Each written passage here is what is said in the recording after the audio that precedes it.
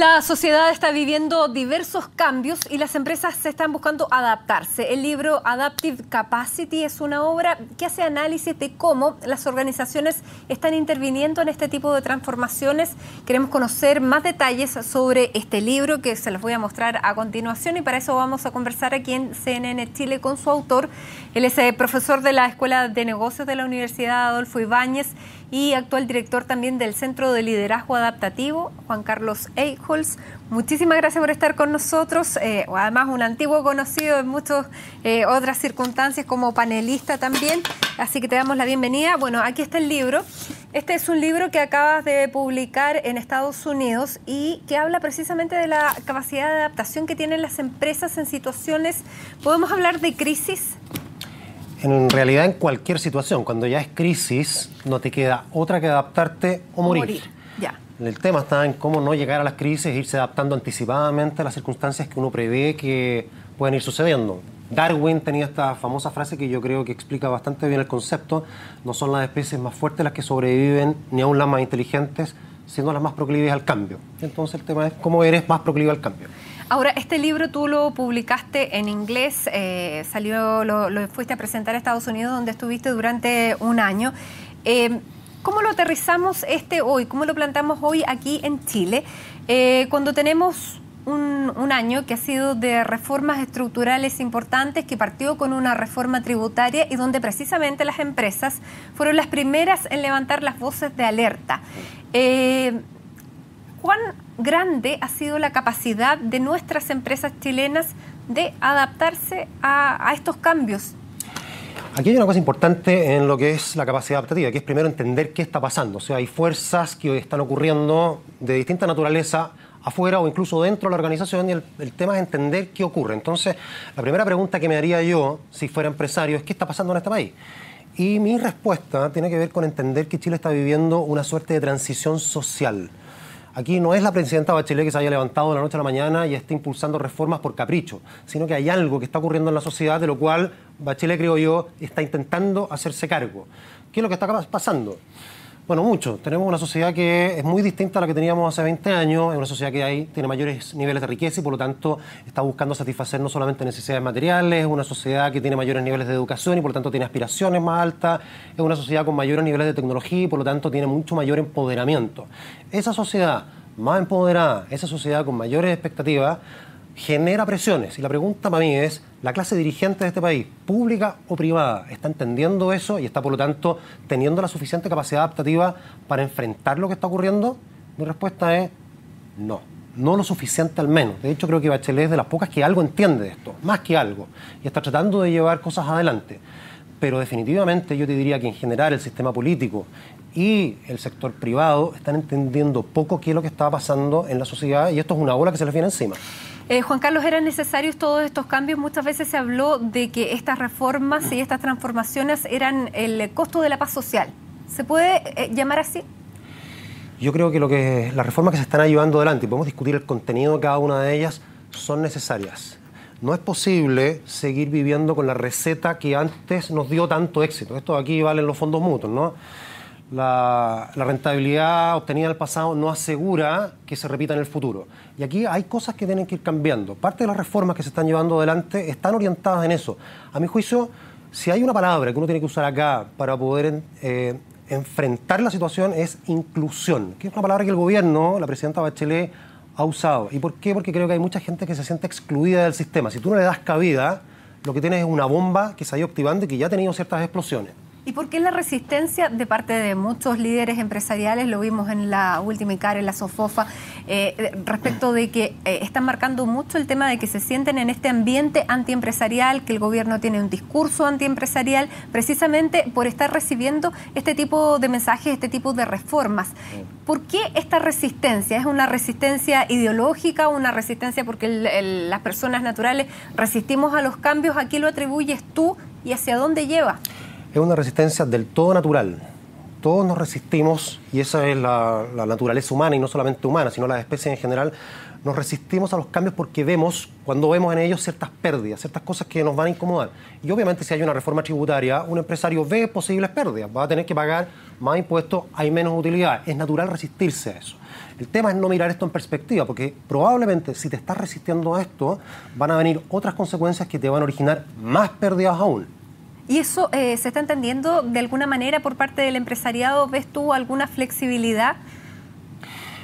Yo creo que lentamente se ha ido abriendo el discurso. Es decir, lo que ocurre normalmente en cosas como esta es que la gente se junta, los pares, los iguales se juntan y tienen un discurso de defensa corporativa. Lo que tiene que empezar a ocurrir, ¿no es cierto?, es que dentro de esos grupos, sea grupos políticos, empresariales, empiezan a surgir voces alternativas. Y yo estoy viendo que surgen voces alternativas dentro del empresariado, veo que surgen voces alternativas dentro de la centro-derecha, veo que surgen voces alternativas también dentro de lo que es el sistema político en general. Y en ese sentido, ¿ves alguna salida? Ahora, tú viviste en plena crisis estadounidense el año que pasaste haciendo esta pasantía, este curso, y ese fue un momento muy complicado en Estados Unidos. ¿Tú dirías que este escenario de desaceleración es comparable a lo que viviste en ese entonces?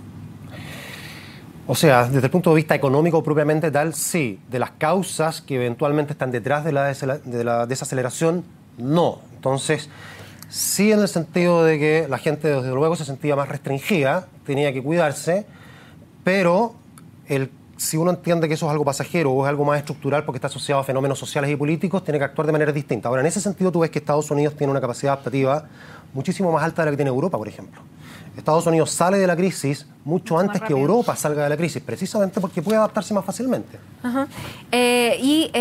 Tú ahora escuchábamos recién una entrevista de la presidenta Michelle Bachelet a la revista Capital, y ella habla de esta desaceleración y atribuye precisamente que es una de las desaceleración que la viene arrastrándose hace mucho tiempo. ¿Tú compartes este análisis o eres de los que comparte el análisis de que esta desaceleración se ha profundizado muchísimo más por el tema de las reformas que han causado esta parálisis o esta disminución en la inversión o, digamos, esta cierta incertidumbre por parte de las empresas ante las mismas reformas? Si tú ves todos los países latinoamericanos, todos, excepto, por ejemplo, Colombia, algunos en particular, pero prácticamente todos están sufriendo una desaceleración importante, y esto tiene que ver un poco con que se va acabando, por lo menos hasta cierto punto, lo que es el boom de los commodities. Por lo tanto, en gran parte está explicado por eso. Pero creo yo que no hay que quedarse en eso. Si esto no es un tema de desaceleración económica, esto es un tema de cambio social. ¿Ideologizado el debate, Juan Carlos? Totalmente. Pero esto es un debate ideológico, y es un debate ideológico interesante. Siguiendo con lo que te estaba mostrando antes, Matilde, si aquí necesitamos generar mayor inclusión, hay que cuidarse de que esa inclusión no genere exclusión. Y ahí yo creo que está todo el desafío. ¿Y por qué te lo digo? Porque muchas veces, ¿no es cierto?, yo voy a incluir algunos, pero resulta que hay otros que ya estaban ahí, que van a sentir que ahora, por ejemplo, no tengo los incentivos para seguir esforzándome como antes lo hacía. Puestas las analogías que le gusta usar al ministro Izaguirre. Puede ocurrir que al ponerle patines a unos, esos otros que ya estaban en patines, decidan bajarse de los patines o patinar más lentamente de lo que antes patinaban. Si eso ocurre, entonces nos estamos haciendo un flaco favor, porque al incluir a unos, estamos excluyendo a otros y puede que el resultado neto sea negativo.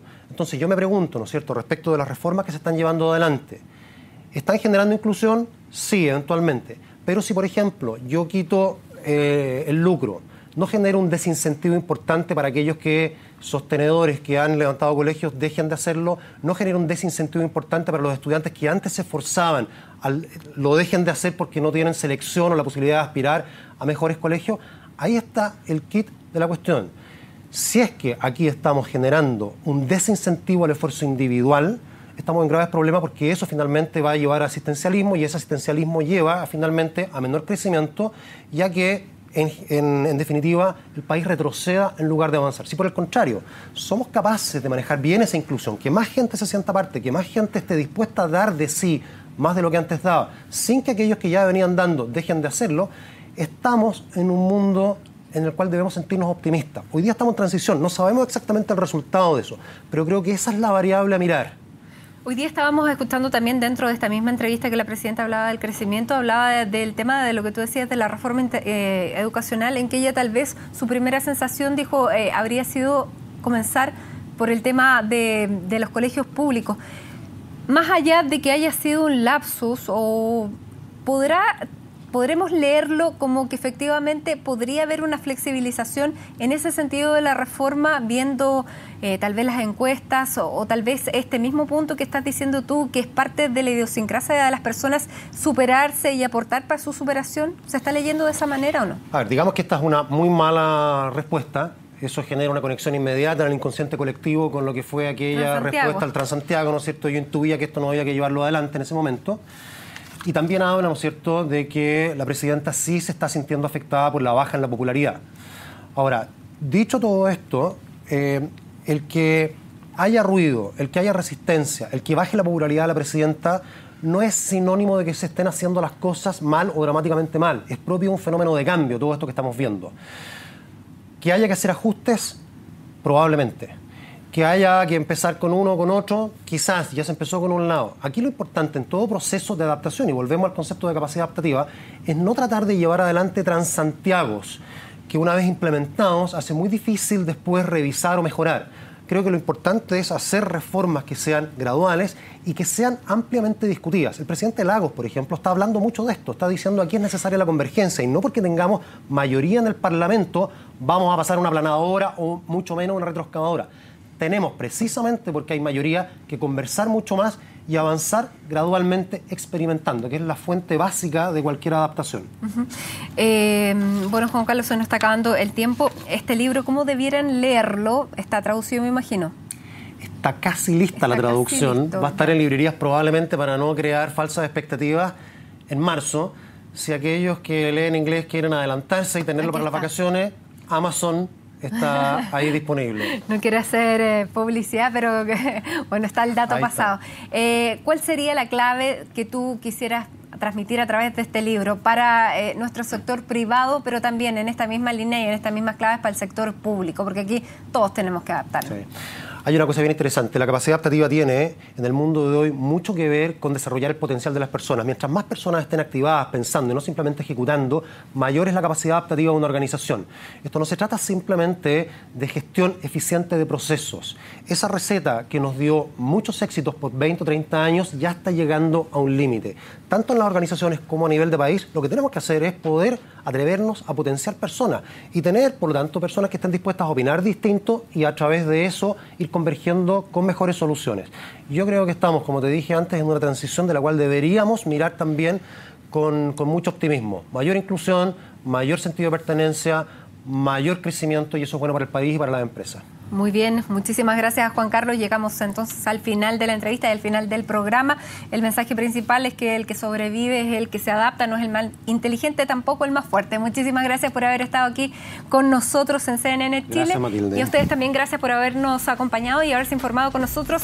Siga junto a CNN, ya llega Agenda Económica y nosotros nos reencontramos a las 9 de la noche. Hasta entonces.